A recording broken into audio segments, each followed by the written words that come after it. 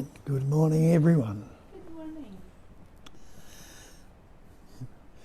Beautiful morning. I hope everyone is well, happy, and contented.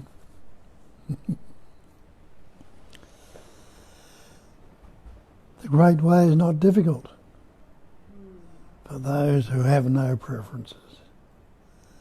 What's this great way they're talking about? It's the so-called path they think they've got to find. We have to find to become one with the higher power or the God or all the other labels they put on it. And that statement is not difficult. People are searching for years and never seem to understand.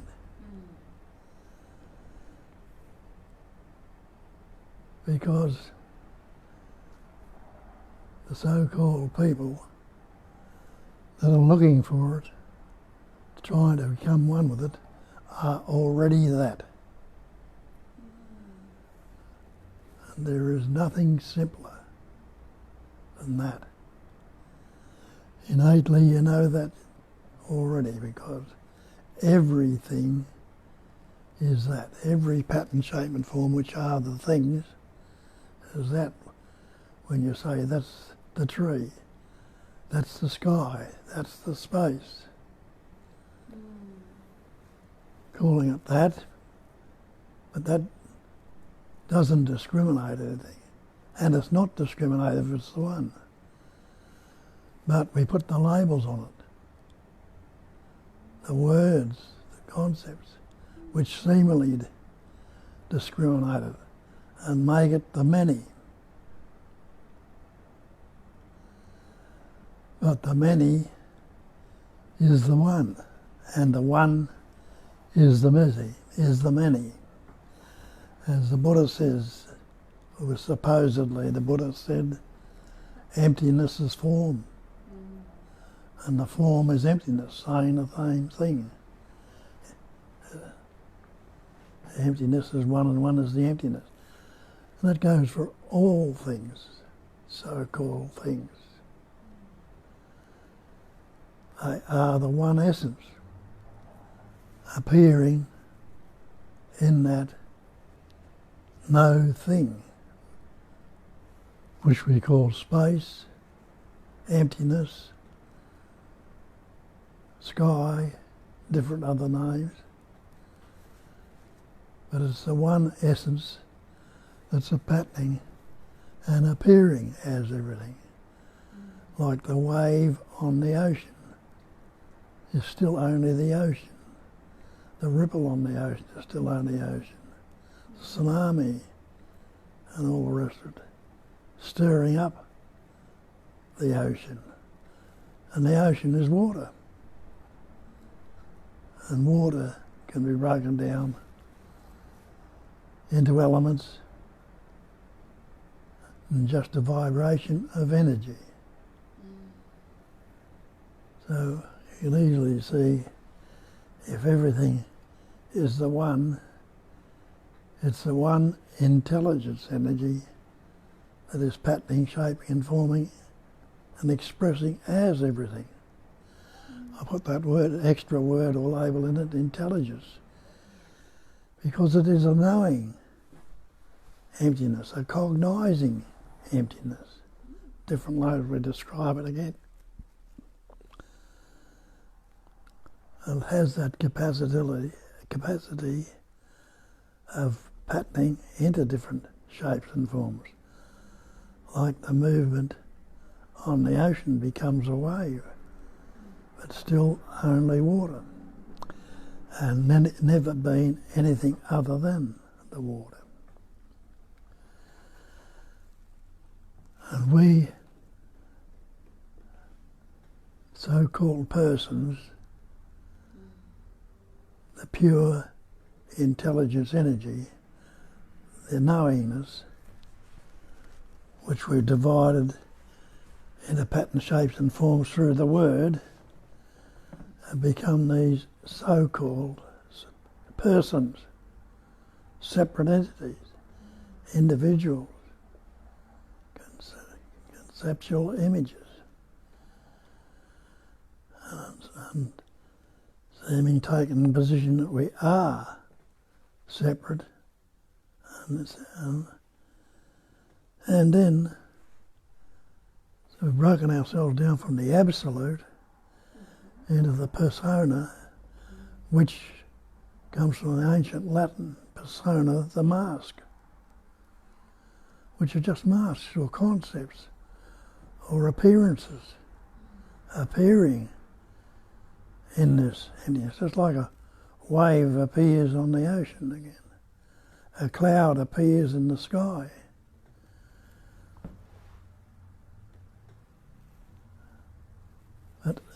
And all other things appear in the so-called sky, which is the basic space in which all phenomena appear. So again, it's the same thing, which wherever you look at it, if you take it back to its origin, everything comes from no thing. And can something ever come from nothing? No thing. It can't. So you, I, and everything else that's appearing in it, though we seemingly appear to be solid, substantial and real, are really the no thing. And we say nothing. We think we are nothing. As soon as we say nothing, we've taken put a different slant on it. No, nothing means vacuum, void, zilch, zero. But no thing means it hasn't got any pattern, shape or form, but it's still suffused with intelligence, the knowing, the vibrating intelligence energy, which pattern, shapes and forms all these seeming things. And that's why they've traced it back to non-duality, the one without a second. And that is all there has ever been. But when we learnt words and believed to be other, so we formed the pattern, shapes and forms on it. It's now something. And all this phenomena seems real, seems separate and apart and real. But the dictionary definition of phenomena is that which appears to be. Phenomena is an appearance. So that means that you, I, the sea, the trees, the flowers and everything else appearing in this emptiness or on this emptiness, which is another label for that is awareness, a knowingness, an intelligence energy, a vibrating knowing.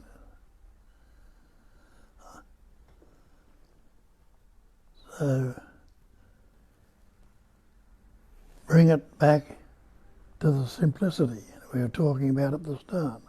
Nothing simpler than that. But when we got all these concepts and labels on it, we made it seemingly hard. We say, oh, it's very hard to recognise this or know this. And what makes it seemingly hard, solid, substantial, is the belief we put into the concepts, into the words, into the thoughts. And that belief is another thing to need to look up in the dictionary. It's an unquestioned acceptance of something in the absence of reason. Acceptance of an alleged fact without positive knowledge or proof. So wouldn't it be wise, if you investigate all these things as they come up and see for yourself whether it's true or not?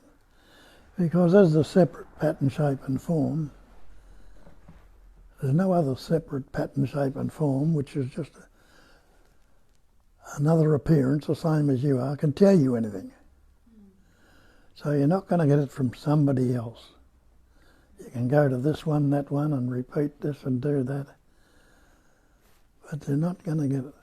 What happens when you go to these so-called, recognise they seem it's coming from others, it'll resonate, if it's true, whatever is around you will resonate, and you'll cognise it, or recognise it. It'll be the cognising emptiness that recognises it. But if it's a fiction, you can struggle as long and as hard as you like, but you'll never know the truth, because you're looking into a fiction and believing the fiction to be real without pausing and having a look. What's it all made up of? And you realise it's all made up of words. And what are words? Concepts, sounds, vibration, energy. What is energy? Energy is life. And you are life. The manifestation is suffused with knowing, suffused with life. And that body is formed by the awareness, the knowingness, or the lifeness in it. So when Christ can tell you, I am the way, I am the truth, I am the life, and people think he's talking about himself, he's not talking about himself. He's talking about that sense of presence, which translates as the thought I am. And he knows that he's not that I am.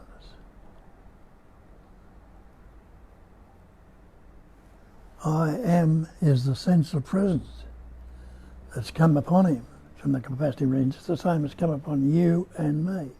The sense of presence translates as the thought I am. And where did the I am come from? Your parents told you, you're little Johnny, and you learnt the words when you're 3. I am little Johnny or little Billy, or whatever your name is. And each one of us says I am.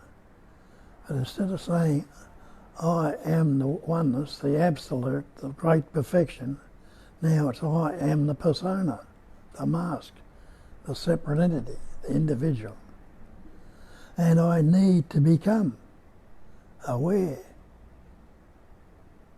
not realising that you're not unaware right now, or you wouldn't be able to say that. But you think you've got to become aware. And becoming is a move away from being. It won't happen, because it implies a future time. Some time in the future when I will become realised, or at one liberated, or free from the bondage of concepts.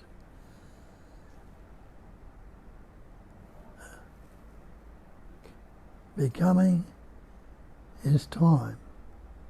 Now that's another thing we need to investigate and look at, is look at this concept of time. Time is a concept, another thought. Is there a past if I don't think about it? Well, you don't have to be hard to work out. If there's no thought, how can I say there's a past or a future?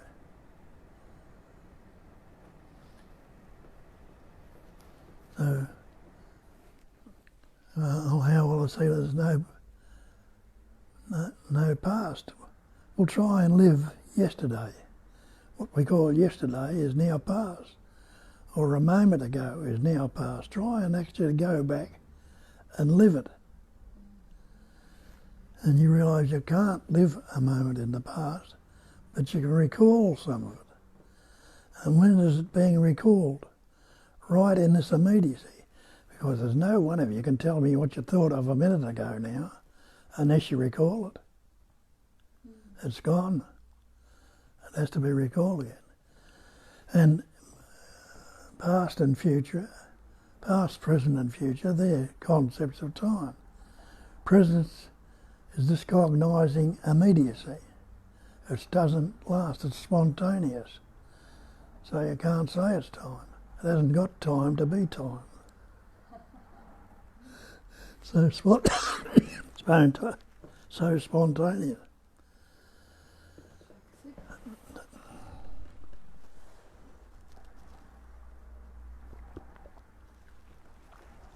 The same with the future. Can you live in the future? Well, you probably think, what am I going to do when this is over? Or I might get up and leave before it's over, or I don't. But I think I'll do this, I think I'll do that, but you can't live that moment in the future. You can't live it. Because it's the time. And when does this moment begin? When does now begin? That's got no duration either, which is time. Any duration is time.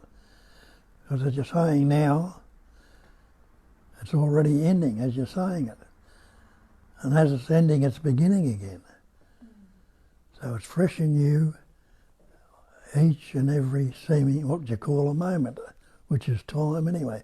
We've got to put time on it to tell you what it is. But it's not the actuality. So it's all the one essence, the one knowing, the one seeing, the hearing, tasting. It's vibrating and spontaneously and immediately. And if it's the one, you can only and ever be that one, which is no thing. It hasn't put the concept on it, which is the thing. It's pure presence awareness. And presence is this immediacy. This immediacy pre-sense, which the sensations are not being labelled, the feelings, and the sensations are not being labelled. Prior to the senses, before the thoughts, before the... So this so-called individual entity, the person, believes it is this person, but the thinking is appearing in it. The words are being in it. But you are prior to that because you weren't born with any words. And you lived for a couple of years of your life without the word, before the words, so that you are prior to the thinking, prior to the thought, prior to the word, before. And what was that prior to it? There was awareness of being. There's awareness of thinking. There's awareness of being conscious. Nobody is unaware right now. But what is this awareness? We call it awareness. But you can't put any description on it or any concept on it. Just a concept we learn. And we're talking about the know thing, which is expressing, patterning, shaping, forming as everything. The pure intelligence energy, which is the activity of knowing. And the activity is a movement, it's a vibration, and it's an intelligence activity.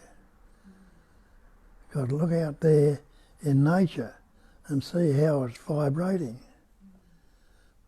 It's forming planets, stars, galaxies, everything.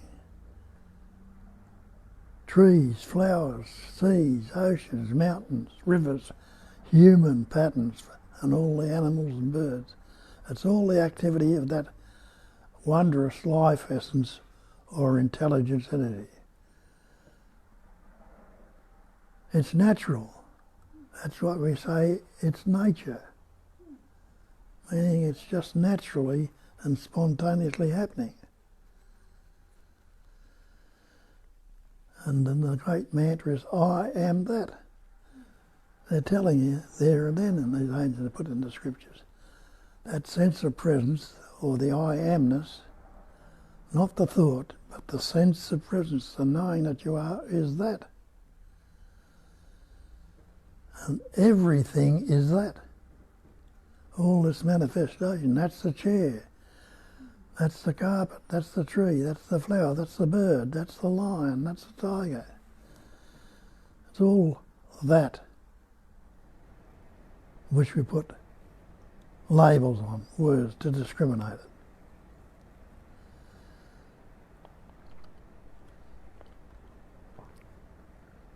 So it's a cognising emptiness. Thatness is empty. It's silent, it's still, it's empty. But it vibrates into patterns, shapes and forms. And the Buddha called it a cognising emptiness. And we've taken him to say, mean that we cognise the emptiness. But we don't. It's the emptiness that's cognising. And it's the emptiness that's cognising, or that awareness or intelligence that's cognising and forming all these patterns. And the Buddha made the statement that emptiness is form, which is true. It's that emptiness that's vibrating and forming everything. But the form can be nothing other than the emptiness. So it's still only the emptiness, the no thing, the oneness, the one essence, suffused with that intelligence energy, that's appearing and expressing as everything. There is no thing that is separate apart from it. Now, can you get anything simpler than that? So when we struggle to become that, fight with it and struggle with it and do this and doing that and look into it for years and years and years, trying to find the answer in the mind, when you realise or recognise, when you investigate, there's no such thing as mind. All mind is what we call thought. And all thought is a vibration of energy, suffused with that innate life essence or intelligence. Emptiness is form. Form is nothing but the emptiness.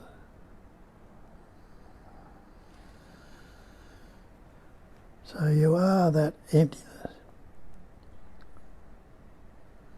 We've learnt words, taken the bird to be real, and separated ourselves from the oneness, the one essence that's patterning, shaping and forming and expressing, the omnipresence, total presence, the omniscience, the total intelligence, the omnipotence, the total power, which they call God also, a description of God.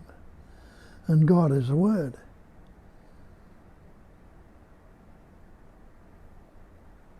And everything it says in the Bible, in the beginning was the Word was with God, the Word was God.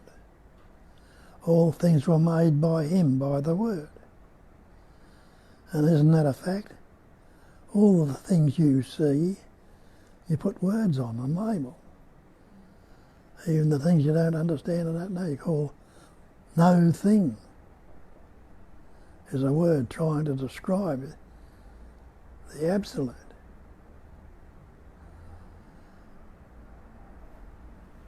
We've learnt all these words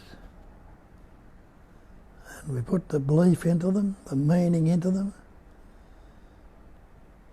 and we're suffering because of that. And the words divide. Good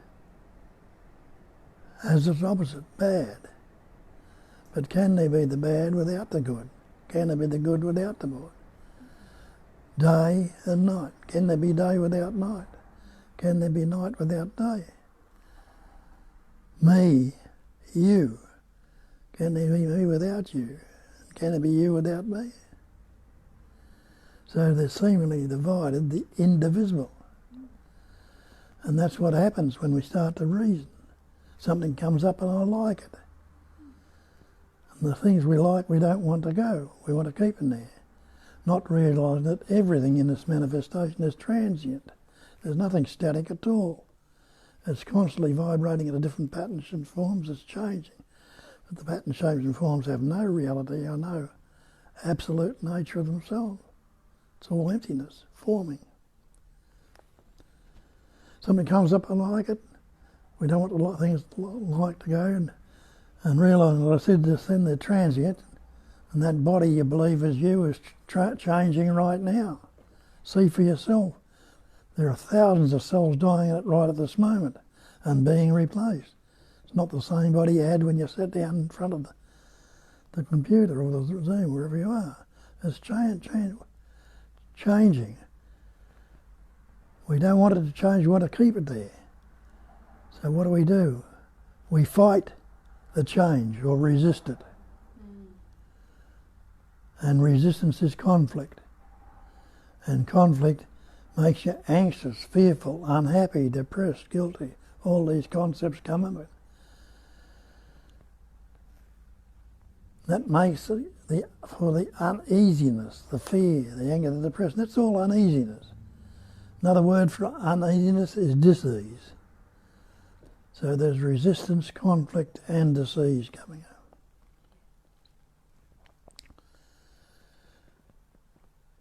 And we've seemingly, with the concepts, separated or divided the one essence. But if you see, there can't be one without the other. Treat it like I say, the one-ended stick. Instead of now the good is gone and we're thinking some thoughts and this is bad. We don't want this one, so we resist it again. But if you recognise it's just the other end of the stick, the one end of the stick or the one end of the pattern, if you go there, you don't have to fight with it or struggle because it's the one essence, it's the same essence. Just recognise it for what it is. Don't fixate on it, don't try and alter it, modify it or correct. And what's it going to do? Isn't it going to come back to its equilibrium? You go to the South Pole, you can't go any further south. You turn north and you reach the North Pole, you can't go any further north, you turn south. So you're going from one to the other, but where do they meet? In the equator, the equilibrium. So these thoughts are going back and forth from good to bad, from pleasant to painful, happiness said. Where do they meet? In the equilibrium, where it's pure essence, pure seeing, pure thinking, tasting, touching, smelling, not divided, just as it is. Unaltered, unmodified, uncorrected. What search needs to be done? If you recognise it's the one and know it's the one. What needs to be found? Nothing. Where have I been looking to find the answer and continue to look? Isn't it in this thing we call mind? Well, show me your mind, if you think there's such a thing. We say, my mind. Who's this my that the mind belongs to? Who's this me or the mind that the mind belongs to? Is it the conceptual image that I call me? can't be, because that is a conceptual image. It's not the reality. Is there anything solid or substantial there that I can call me? What's this body, if I think that's me? Realise the body's made up of elements, like the mind is just a vibration. The body can be broken down into a vibration. So it's all this intelligence, energy, the knowing, the activity of knowing, constantly vibrating in the interrelated opposites. But when it's recognised as such, there can be the sense of stillness and silence when the thoughts are not fixated on and are not labelled and left as they are.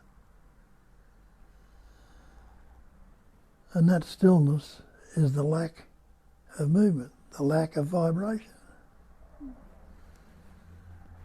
And isn't it all that one essence, not two, seemingly moves, throbs, pulses, or vibrates in the somewhat of a movement, not a full movement, but disturbance. When there's any disturbance in the ocean, little ripples will appear, then waves, then tsunamis and everything else. Does a wave deplete the ocean? It can't. It can't take anything out of it at all. Does it add to it? It doesn't.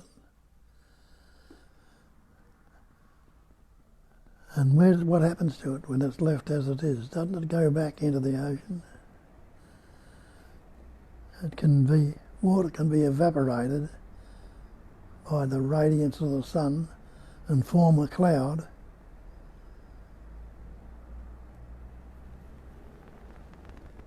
And the cloud can cool down and condense the water back into water again, bring it down as rain, go into the river, and the river can go into the ocean again. So it's all gone back into its natural state. But what's been lost is that anything can be taken out of the absolute. It can't. It's appearing and vibrating in its different patterns, shapes and forms. But no thing has ever happened. And you are that. Now, abiding as that doesn't mean to say there won't be an active part taking place. It will be. But it won't be believed to be by the entity. It'll be a natural functioning of the manifestation like it is functioning out there in nature, the naturally. The earth is rolling around the sun right now. Stars, planets are breaking down, imploding, exploding. Volcanoes are doing the same thing. It's all functioning, happening, appearing to be real, but it's not. Now it's happening here in these so-called human forms. It's been happening all the time. But what happens, we've taken this conceptual entity we believe ourselves to be and thinking that all these concepts and things that are going on are real, and taken it down from its absolute into something minute, a minute little particle called me, a human being that's suffering and fearful and anxious because it's happening to this me, this seeming individual. And so that belief in the me, the sense of separation, is the cause. And the effects are the anxiety, the stress, the jealousy, the envy, the antagonism, the hatred. All these things come about from we relate to this cause, the belief in separation. when they call about realisation, talk about liberation, they're talking about seeking to be free from it. And that's what needs to be recognised. But who's trying to be free from it? Can the cause can the me free itself from the me? It can't. It needs to go back. It needs to be let go of and realise that the innate thatness that's happening right now will see recognise all these concepts and things like that, and will not take them on board as something real, not relate to them. Go back to its true nature, which it's never left anyway, but it'll be recognised. Cognising emptiness needs to recognise that it is that cognising emptiness rather than the person, the individual. I am that. One essence, appearing as everything. And you won't find the answer in the mind. You won't find the answer there. But the knowing, when it's recognised, that there is one reality and you are that, will come up and be known. But you won't have to put the concepts on and the images and beliefs in the images, though they'll still appear to be so. And knowing the appearances of that, and that you are free from the beliefs that come up in it, won't you enjoy it? Won't it bring that sense of well-being there? Affection, a loving warmth. This is it too. This is what I am. It's all that I amness. It's all that sense of presence.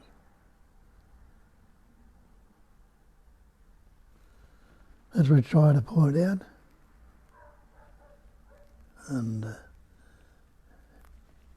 I don't know who's there today, but it's the usual people. You'll all have a good understanding of it right now. You've been listening to it so much. But if you need any doubts there, ask questions about it that might point to it, and listen to what we're pointing to.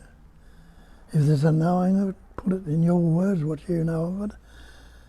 Some other pattern that's waiting to resonate might resonate with it. It might be the one thought or concept that they're looking for that they can't hear from this point of view or other points of view. So bring it out. Don't hide your light under a bushel, as they say in the Bible. Let your light shine out. It's the light of life. Light is energy. Light is that intelligence energy, the beingness. Utilise it. Kat's here today again. She'll answer your questions and tell you what she's seeing about it. So away you go. Thank you.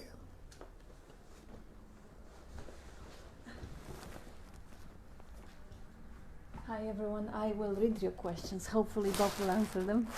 We'll see what comes up, how it plays out. I've got the question from Tanya. And of course there was a lot of nice, warm, welcoming messages, and welcome everyone. Thank you for all the love. Tanya says, could you speak more about this? And there's a quote of yours.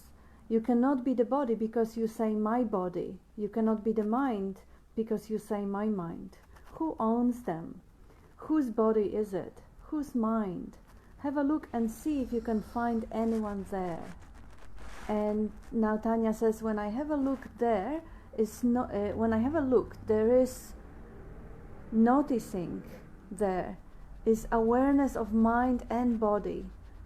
It seems ownership of mind and body really is only a thought that appears in us awareness. But some belief still goes into ownership of mind and body, although there is no mind. Yeah. Well, you take awareness to be a thought or a concept, but awareness is the life essence itself, the knowingness, the beingness. It's that one essence that is omnipresence, omnipotence, omniscient. It's all knowing, and you are that awareness. And really, but you can't say what awareness is. But you know that you are. That's the only way I can express. But when you know that you are, instead of saying that you are the awareness, you say, I am Tanya. You've broken yourself down to a little label, a person, an entity. But what life has Tanya got? As Tanya. What can she do as Tanya? What can a word do without the life essence, the omnipresence, omnipotence that's forming it and patterning it and vibrating it? It can't do anything. But the life that you are, that pure awareness, is a knowing that you are. It's knowing. It hasn't suffused with intelligence. And you won't find the answer in the mind, because the mind conceptualizes, vibrates into thoughts patterns. Same as, and it couldn't vibrate if that wasn't for the awareness either. The awareness is doing the intelligence energy is doing, which we call awareness, is doing a lot. You are that. There is another one. Tanya says, belief in identification with some thoughts or the body only comes up in thought content. What is believing the thoughts, ideas? Without thought, what is the reality of this? Laughing out loud. You can't say anything about body or thought without thought. Exactly.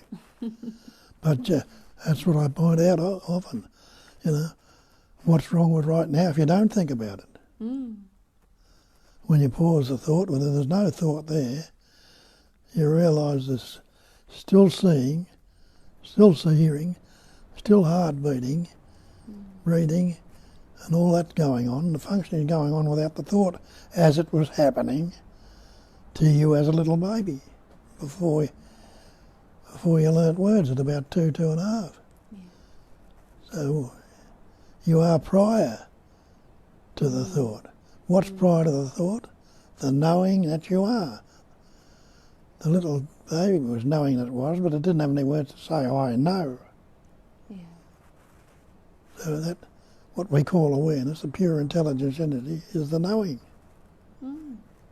So are you identified as a body if you don't think about it? Are you the body if you don't think about it? Are you the mind if you don't think about it? I'm just reiterating your own answer because that's a spot-on, beautiful answer. There is another one, Tanya, still laughing out loud. Seems there is a lot to say today, but upon listening to the spiel, it is noticed the answer to the questions posed above are all there in a way, even though the answer is not in the mind. Look forward to any elaborations that appear. That's real. The answer's not in the mind, there's a knowing. The knowing is pure intelligence. Yeah. Even though the answers are coming, they all pointing beyond the mind. They all pointing to the source of questions which you point yourself, which is just the appearance of thought and passing thought. Without the thought, there is no question, there is no need for answers. It's just what is. And you're not the body, you're not the mind without the thought. With it, you're still not, but the thought comes and says that. But who is the believer? How does the thought get the credibility to say or to claim what you are or what's real? Is the phenomenon of the human story. Phenomenon of the language which cast us away from paradise. Yes. Not really distinguishing between the good or bad, but believing in the distinguishing, that this is the reality. We came into belief into believing that the imagined entity are more real than what is presently happening. Like we can say that we believe that whatever United Nations are more real than this chair and this room. There is no such thing. It's just an agreed upon concept. And now the world, the existence of the rivers and the pollution of the air and the nuclear weapons all depends upon imagined entities that we all agreed on in our collective stories and myths. A couple of 100 years ago there was demons. And whatever, that we still have demons. They are other things that we collectively imagine and believe. But recognizing, or really cognizing, because as Julia pointed once, that the re is kind of cancelling out the fresh and new. We're talking about the cognizing emptiness, the emptiness that is freshly and newly cognizing. So the recognition, or the cognizing of story as what it is, the story, is available all of the time, because the space on which the story appears, the page on which the writing appears, the screen on which the images appear, is undeniably there, and it is here for taking, for acknowledging. And Julia, British Julia says, thoughts create a story, constantly placing an overlay on the now and on the what simply is. There has been amusement lately by thoughts of I am bored. It appears the ego energy is missing, the drama, but it is soon recognized that this too is another thought. Beautifully said. Yes. Yeah. Can I be bored if you haven't got a label on it? That's right, yeah. It's just a word. Yeah, it is amazing, because that story of boredom is a story of sliding down to the sometimes a suicidal depression, or sliding down into gorging on food, or getting into other addictions, and it's just an idea, label of a sensation which comes from the second-hand knowledge and so-called past experiences, because as Bob pointed out, there is no past. The past is created right in this moment as the story. Because without the thinking it doesn't exist, so it's obviously a story in thinking. To say I am bored, like it's the same as saying I'm Julia, I am the body, I am the mind. You're labeling that I thought, putting all these different patterns, shapes and forms on it. Yeah, but it's beautifully how Julia started the whole thing from thoughts create a story, constantly placing an overlay on the now and on the what simply is. Yeah. That's so nice, such a nice simple summary of what's happening. Now, John David says, very well said, Tanya. Thanks for sharing. Yes, that was well said.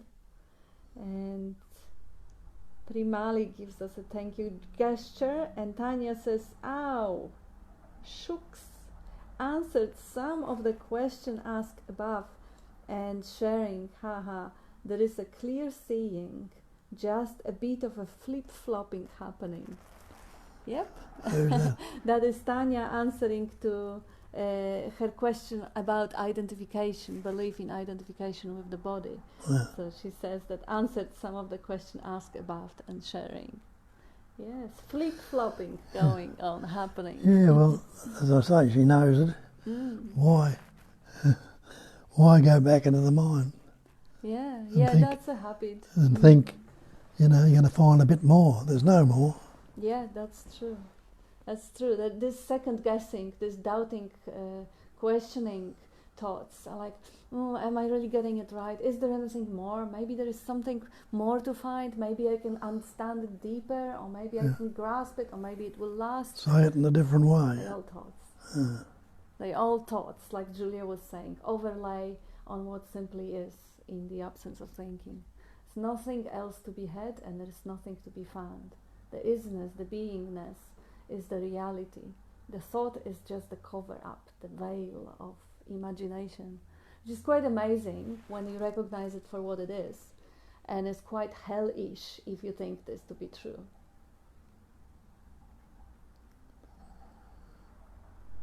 And John and Jane says, thank you, Bob. And Amarnath, owning without ownership is joy without enjoyer beyond thoughts and words. Owning without ownership is joy without enjoyer beyond thoughts and words.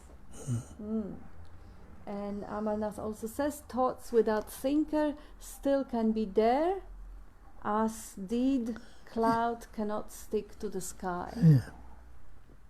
Or as dead, still can be there as dead. Yeah, there's nothing excluded from the appearance.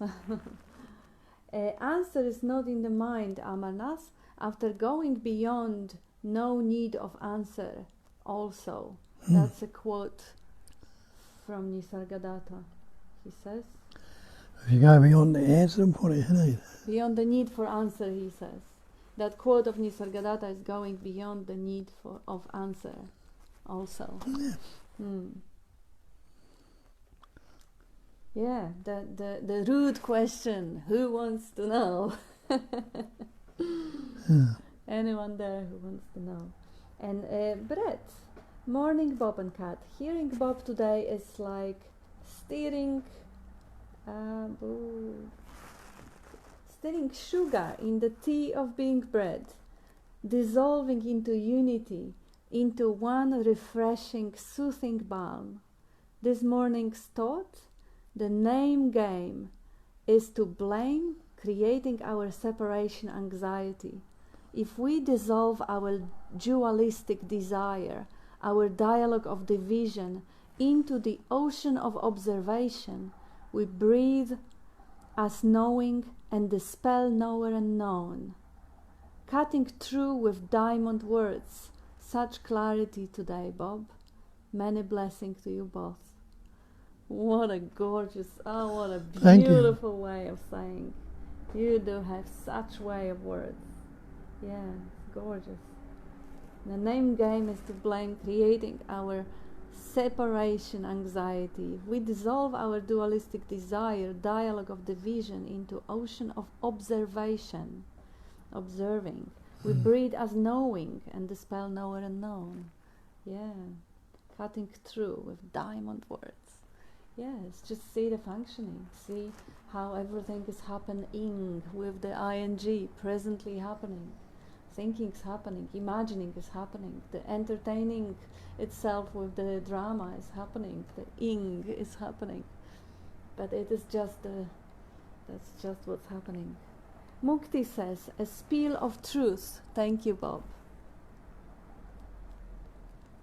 And Amarnath, great. Why to dissolve, why to do anything? There is no diversity except in our imagination thoughts. Yeah, whichever way of resonating works. For some people, why dissolve works. For other, recognizes already dissolved, whatever works. And now Tanya says, beautiful breath. Thank you for the stunning clarity and poetic expression of reality. Love it. Yes. And Amarnath, Bob reduced whole ignorance to word, nothing, yet everything. Ignorance doesn't exist. Nothing really exists. Everything only appears to exist. It appears as some ignore the true nature, because for the mind that the true nature is nothing. For the heart it is the no thing, which is potent with light and love. But for the mind is nothing, so of course it's ignored. Yeah, they can't. And it can't be found. If there's no one to ignore it, then it can't be ignorance in it.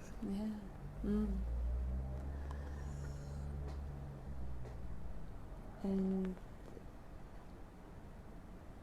although, does the fact that one understands what you are saying make one special? Make one what? Does the one who understands you is special? What can it be special from if it's only one? Yeah. One is all there is. Mm. Who's to be special or not special? What are you relating it to? Mm. No relationship, no relativity, just as it is. And no comparison. And that's why there's nothing easier or simpler than what it is, but people make it hard. Mm. Yeah, that's a nice one. And Mukti says, even beingness can be taken as a concept. This that you are is prior even to beingness. Yeah. Absolutely. There's no words that can describe it. Yes. And Julia, although yes, it makes you a guru. Julia was laughing at Aldo's post a joke. Oh, I think it might have been. That does the fact that one understands it make you a special, make them special? And then Julia says, yes, it makes you a guru. That's cute. And Amarnath says, nothing is special or everything is special only. Yeah, if you don't compare, what's not special, what's special? And if everything is a reflection of that omnipotence, of that absolute, everything is absolutely perfect because it is a reflection of that pure perfection. So it can be recognized and seen as such. Amarnath, nothing is special, everything is special only, yes. Who is the doer? Catherine is asking. Yeah, is there any? Is there a doer? Doing happens, yeah, but there's no doer. But when you say I do, you form a subject. Say I'm the doer, you form a subject. But can the thought I do? I thought there is doing. There is doing, yeah. And nothing's excluded from that doing. The doing happens also through your hands and legs, also through the oxygen processed in the body that fuels that electric signals that feeds the body. That's nothing's excluded from the doing because it is just one universe is the doing of it.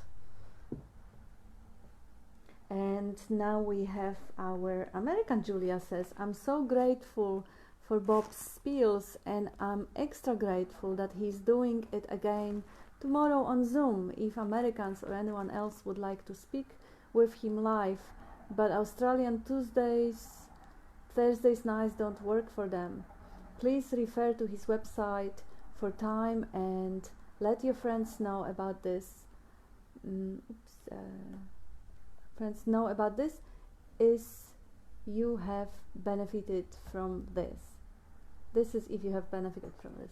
Yeah, thank you for the reminder, Julia. Yes, absolutely. Thank you, Julia. Yes, for everyone to know tomorrow at about the same time, a bit earlier, a couple of hours earlier, there is a Zoom call with Bob where you could actually ask questions instead of typing them.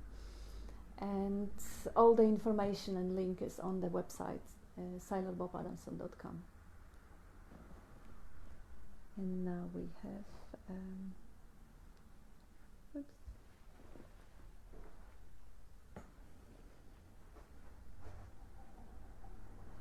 Jane says there is only doing. The so-called doer is phantom.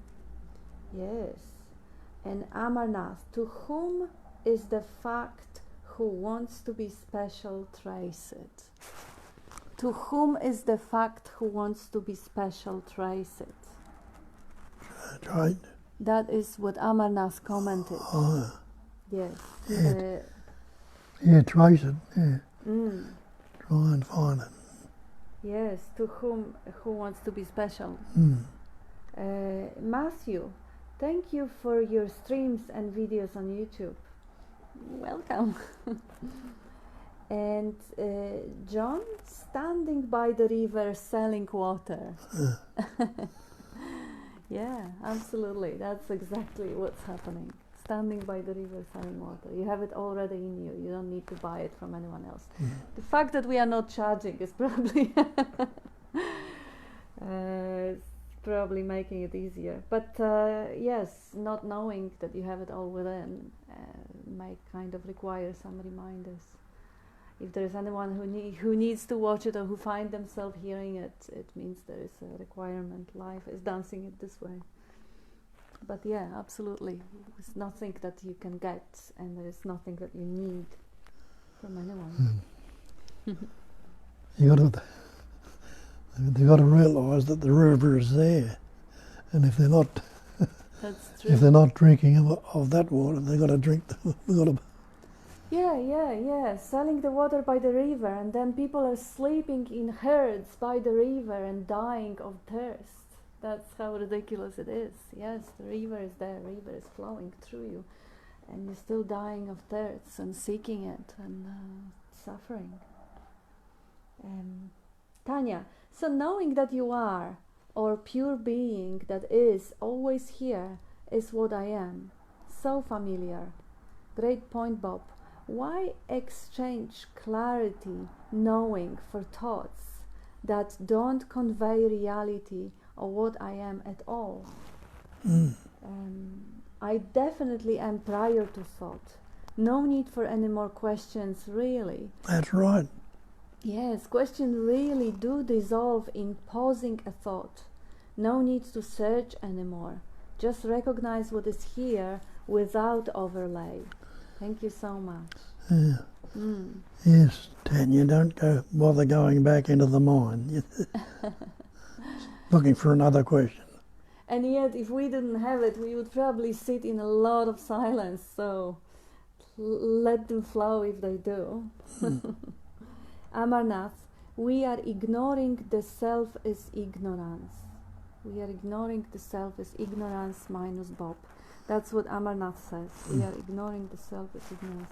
Yeah, it would be much easier if you would put commas sometimes. That would be easier to read. I know that if I know how it is if the English is not your first language. Yeah, I say that sometimes very hard to read because there is no punctuation. And I totally get it, Amarnath. English is not my first language either, and I needed a lot of help with punctuations when I was publishing the book. And yeah, just kind of try, maybe it will be easier, because I don't want to kind of misconstrue your comments. And John David, thanks for answering my question, Kat, before I asked it. Everything is resonating beautifully today. Oh, thank you, John. And Ben, no one understands this. This is. Ben says, no one understands this. That's right. This is. That's yes. right. Yes. There is no one. There is no one to understand. No personal one. There is the one itself, which is not even one. The paradox of using words. And JB, every spiel is favorite. It seems like every weekend they just get better and better, and then the next weekend even more clear. Thank you for the pointing and guidance, Bob and Kat. It seems like if I have question, it is answered before I have a chance to ask. Laughing out loud, JB.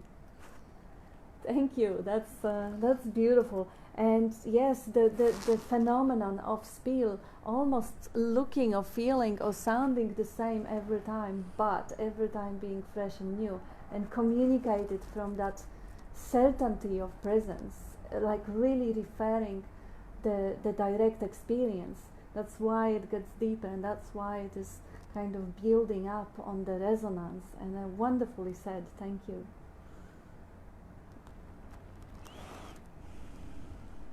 Jane says 9:30 Melbourne time. That's about the Zoom tomorrow. There is only doing. Amarnath, saying to Jane, beautiful Jane, what's behind doing, non-doing? Like in deep sleep there is no doer, non-doer. Just it happens spontaneously. Infinite love.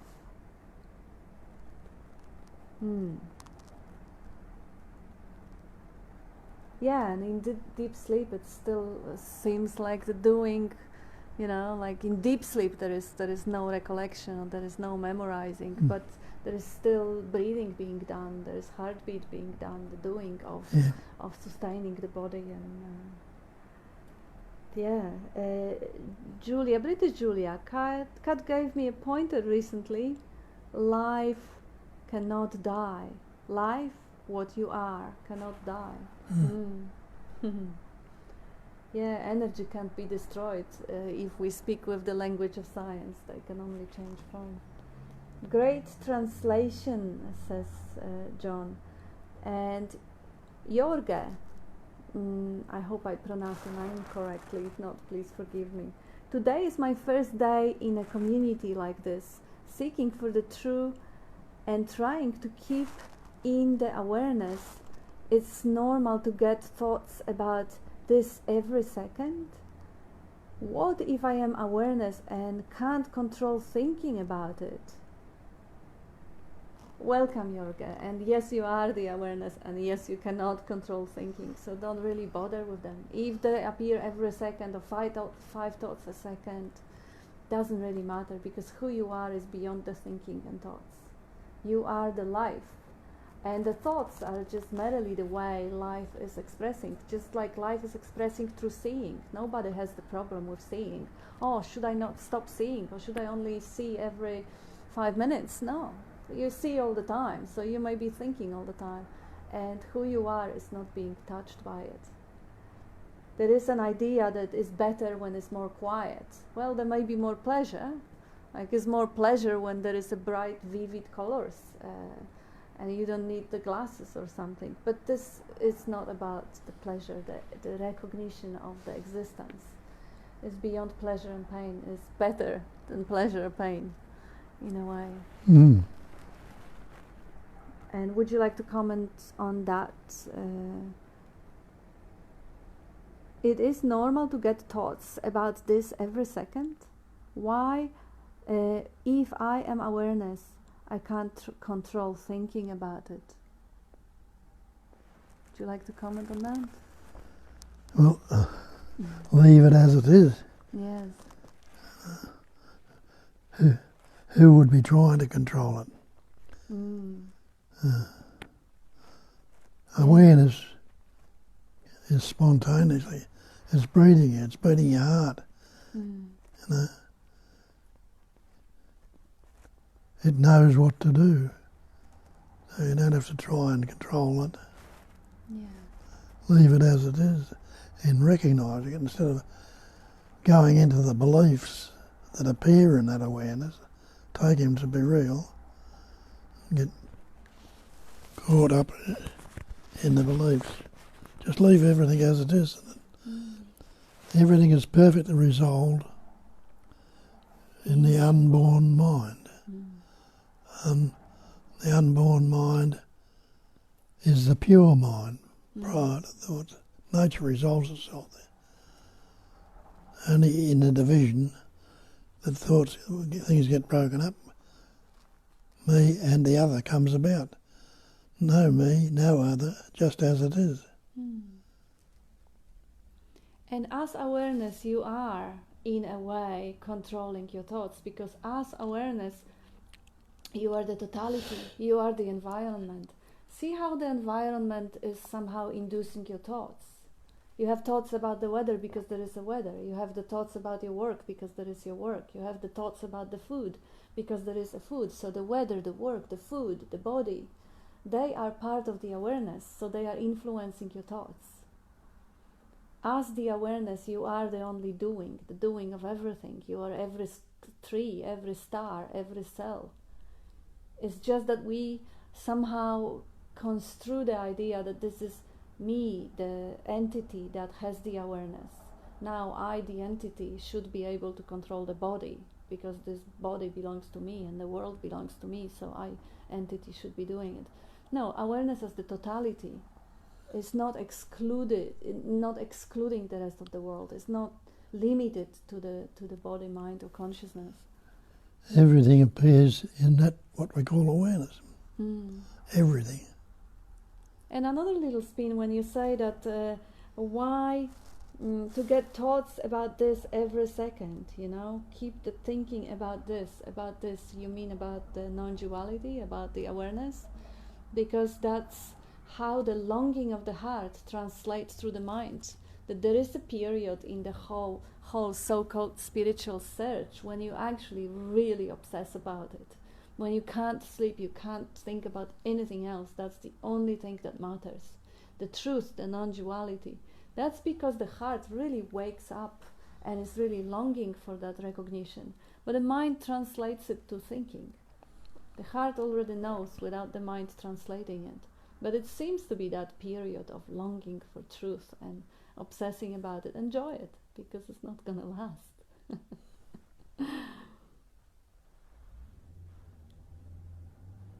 And now British Julia says, sorry, I pressed send without finishing. This was powerful for me recently. Thank you, Bob. Now there is freedom. Of course, yes. And John says, sad. I'm not quite sure what's sad. Sorry, John, I would have to find your previous comment. I'm not sure if that wasn't about the river or, people selling water. Maybe. Yeah, well, nothing's good or bad, sad or pleasant or happy, unless the thought tells so. We are judging and labeling everything that happens as good or bad, but it really isn't any, it's just as it is. Life is expressing us seeking and suffering and all of it, and nothing really has any meaning unless we give it. But yeah, I'm sorry that it is sad for you. Always sorry when people feel sad. And Amarnath says, great Julia, thanks a million. And Amarnath also says, controller is notion. Bob, leave everything as it is. Bob, unknown mind is pure mind. Bob,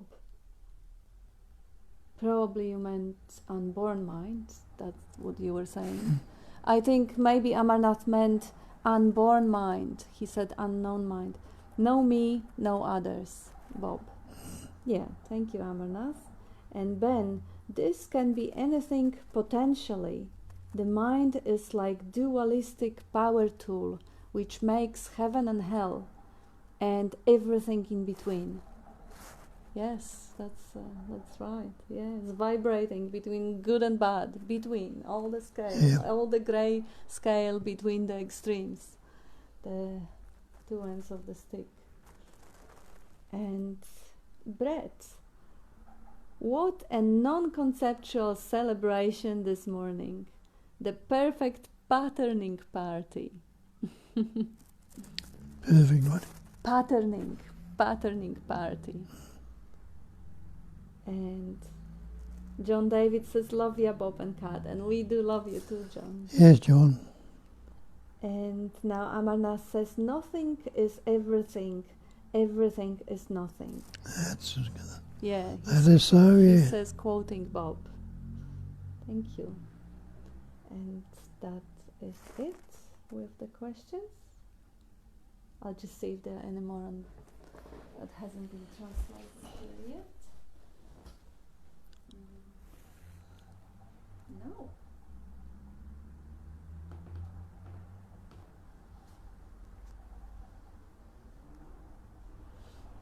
No more questions for now.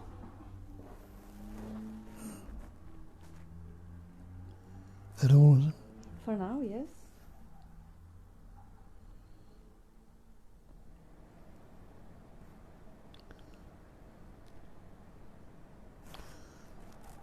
Got anything to say? I like to be relevant. That message is, I could speak about it for hours and hours, and if there is a necessity, I will and I would. But it's kind of nice to be requested or invited for the particular topic. That kind of makes it more relevant. Because that message is not something that you go out on the street and force down people's neck because you believe that they will be better off with it. Quite the opposite.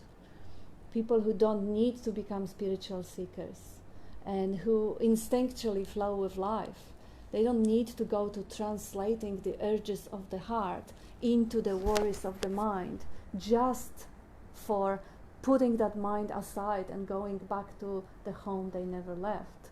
So if there is anything to say to someone who doesn't ask, it's like, don't start, don't go there, don't start seeking, don't go to the mind. If you don't need it, if you find the beauty and love in the flow of life, if you are at peace with the fact that everything constantly changes, and one day this body and this personal story will also change and end, then why seek? Why find anything? It is never hidden, it is never far away.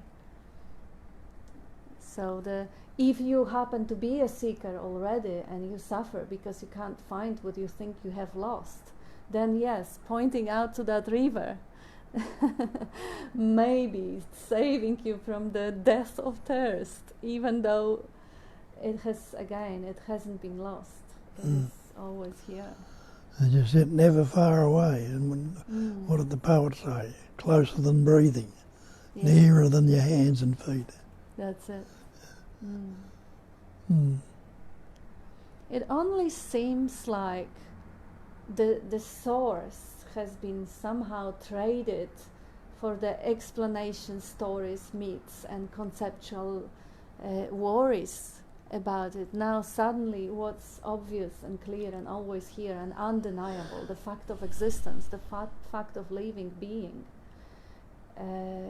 has been taken away into the thoughts, which are not the pure raw sort of essence of existence. They are just the code, they are just translation. They are not the thing. And in between the thoughts, that aliveness can't be found, even though it's never absent anywhere. You're yawning. You want to go for lunch early? Well, I might have to, yeah. Oh yes, we might have to, but we have a couple of other comments. So, Bob, can you please speak about surrender? Amarnath is asking. Speak about surrender. Who is there to surrender? Yeah. Reckon. Just don't go there. Leave everything as it is. No one who can surrender, who is the person or the thing that's hanging on or wants to know. When you see it's all a vibrating pattern of energy. Letting go, giving up, don't go there, full stop. Or what they call surrendering. There's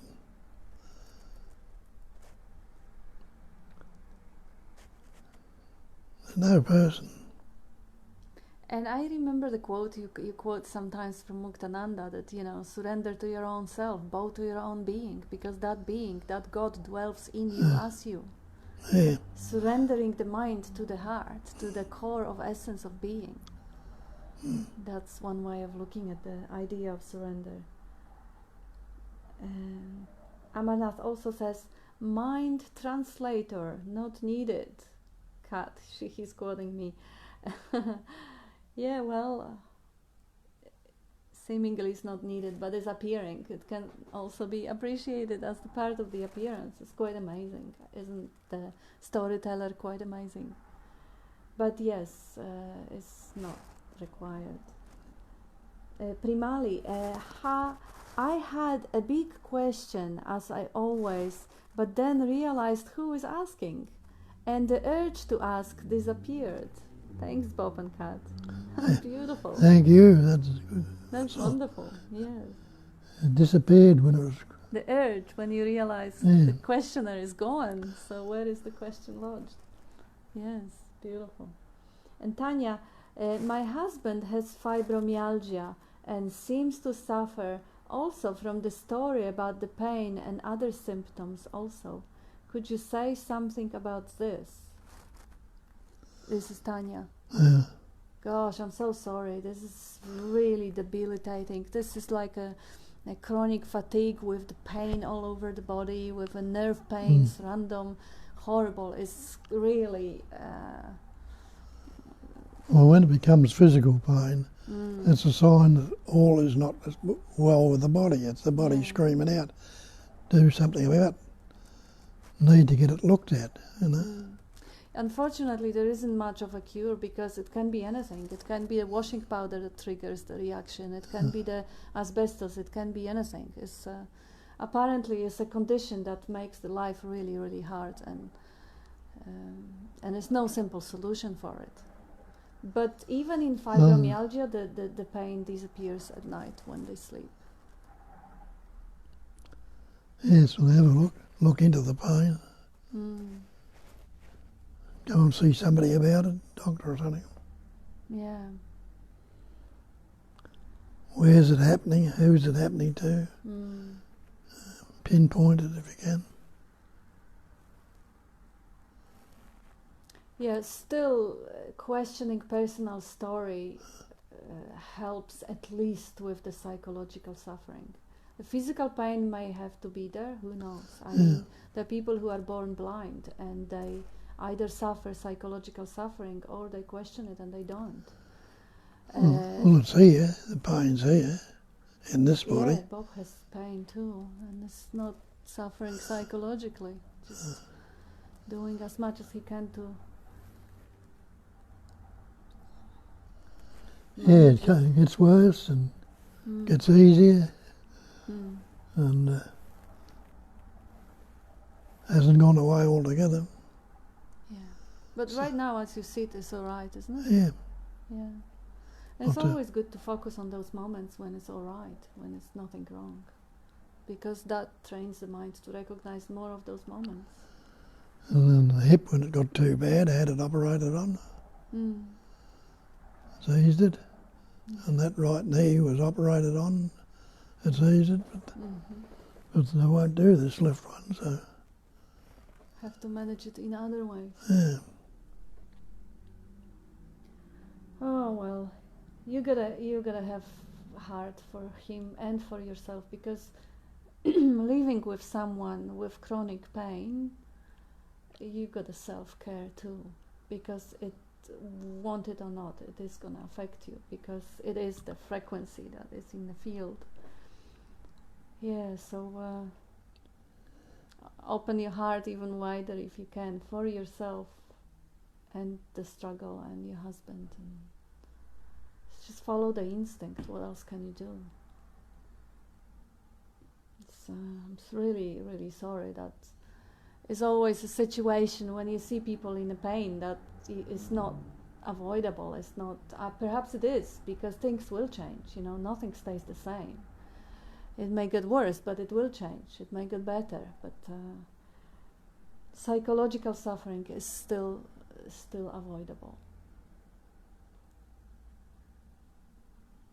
Now, Amarnath answering to Primali, great that her question resolved. Great, congratulations for going beyond enlightenment and non-enlightenment. Beautiful. And American Julia, I love you both, Bob and Kat. Actually, I love this whole community, even if there isn't anyone here. Thank you again for this. And ditto, Julia, thank you. And ditto, whole community with no one in it. So it must be love, isn't it? Yes. Love, expressing love and receiving love. Yes. And Jane, thank you, Bob, for another wonderful Sunday spiel. Thank you, Kat, for putting it all together. Much love to you both and all. Enjoy this stunning spring day. That was Jane. And British Julia replying to American Julia that you love you. And Tanya replying to the comment about her husband, I'm asking this so I can point him out of thought. Although he is not interested in non-duality, the thought arises to help in this way. Yes, be gentle with that, because you can point to non-duality without using non-duality. I mean, the non-duality is just a word. Just a word, yeah. But the obviousness of existence and pointing people back to the miraculousness of the fact of their own being doesn't have to be done under any umbrella, under any religion, philosophical system or anything. Just, if you go back to your own heart and you feel this miraculousness of being, and with that resonating, radiating out of yourself, you bring his attention to it, then you don't really go beyond, or you don't go into those difficult philosophical concepts as it may appear for people who don't seek through Advaita or non-duality. Yeah, non-duality is one without a second, only that. So that means that the pain and everything else, it's all that one essence. Yeah. It's not discriminated and lived with.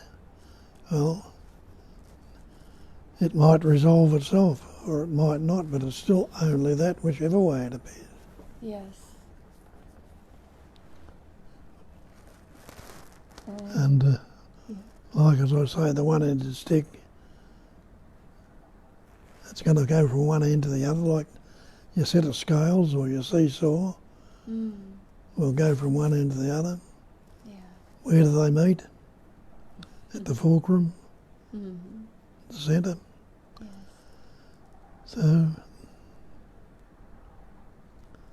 that's what I say, there's times here when the pain's not there. And yet the knee, what's wrong with the knee hasn't changed, it's still in there, but it just isn't kicking up, screaming and making notice of itself, Goes to the other end where it's quite seemingly all right for a while. Also, when someone is in pain, I found it the most effective medicine for that is rather listen to them than tell them what we think or know. Rather ask them what they need than give them what we believe they need. But I assume you know that already because you are married, so you wouldn't be married if you didn't know that he would run away. But it's just a reminder for everyone that really the best help is to take someone beyond the need for further help, but not by indoctrinating, not by forcing on them concepts, but by rather resonating with what they already know innately, because everyone knows that. We are selling water by the river after all. Just find the source of the water within them and let them show you what they already understand and highlight it, bring it up. Charlie says, love you both, and we love you, Charlie, thank you. And Thomas, any perception process must have the following two elements: subject or observer, object or observed. Is time just a concept? Yes. And also the assumption the perception process must have the following two elements. Percepting is happening without the so-called naming the two ends of the stick. Those are only conceptual division within the process. We can say they must exist because we can't imagine intellectually or conceptually they wouldn't. But do they really exist if we don't name them? We don't know. Two ends of the one stick. Yeah. Yeah, and is the time just a concept? Very, very easy to verify. When you stop conceptualizing, is there a time? When you stop naming things, measuring, is there a time?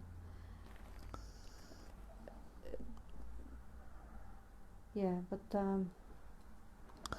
While you're thinking about it this time, Yeah, because time is mind. Yeah. Time is thinking. Concept. Time is thinking, thoughts. Without the thought, without the thinking, is there perceiver perceived? What is wrong with right now if you don't think about it? Yeah, is there observer observed if there is no label? It's just what is. It's just what's happening. The whole world is made of labeling, conceptualizing, is overlaid with those appearances. And Mukti says, love you Bob and Kat, thank you all. And love to you Mukti and all. Yes, Mukti, love to you. And JB said, would it be accurate to say that the doer is the narrative that happens after the happening, reality that it tries to claim and comment about mentally? For instance, seeing a beautiful sunset happens, and then after sunset has happened, then there is a commentary which creates this doer, although sunset was prior to this commentary. The doer is the narrative. The illusion of doer, we could say, because narrative doesn't really do the sunset. It doesn't create the sunset in a way. Well, you could say it does in the interpreting process. Well, doing happens. But without the narrative, sunset can still happen. No doer. Yeah. Yeah, but you may actually imagine that this fictitious phantom sort of an entity, which we call the me, the I, the ego, the doer, is fair enough to say that this is just that stream of narrative. But it isn't real. It's not real. And British Julia, this Sundays and all you both do is a gift. The gift of presence, overlooked for so long. A million thank yours, mercies and gracias. Thank you, Julia. That was a message from Julia. The Sundays are all gift, and we are gift of presence, overlooked for so long. A million thank yous, mercies and gracias. Thank you. And would it be accurate to say, yes, Jane says to JB that well said. And Julia, American Julia also said to JB that you nailed it. Doership only exists within the narrative. Primali sends a heart. Thank you all. Now we have thank you messages coming. There is only love, no you and me, says Amarnath. Thanks Bob and Kat for today's. Keep it real spiel. And JB says thank you Bob and Kat, and I'm grateful for all and love you guys and this group. Thank you Jane and Julia for comments. Now Amarnath replying to Thomas. Amarnath, perception without projections.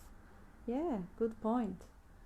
And Tanya, thank you for the wonderful answer about husband's pain. Love is the best answer, along with pointing back to source, life, knowing. Thank you so much for this meeting. Highlight of the week. Love you all. And Jane, you are love itself. Stay with that and don't try to figure it out. Then the right action to your husband will arise. Amarnath, to whom is the time, person, space, mind, timeless, spaceless, impersonal, spontaneous intelligence, energy? And Michael, lots of beautiful red hearts, so much gratitude, no questions today. How great is that? Much love and thanks to you both. How wonderful is that? No questions. Beautiful. And Tanya, thank you Primali and Jane. So true. No need to figure anything out. Right action will happen spontaneously as it always has. Perfect. Thank you all. Thank you everyone. And lots of love. Have a good Sunday.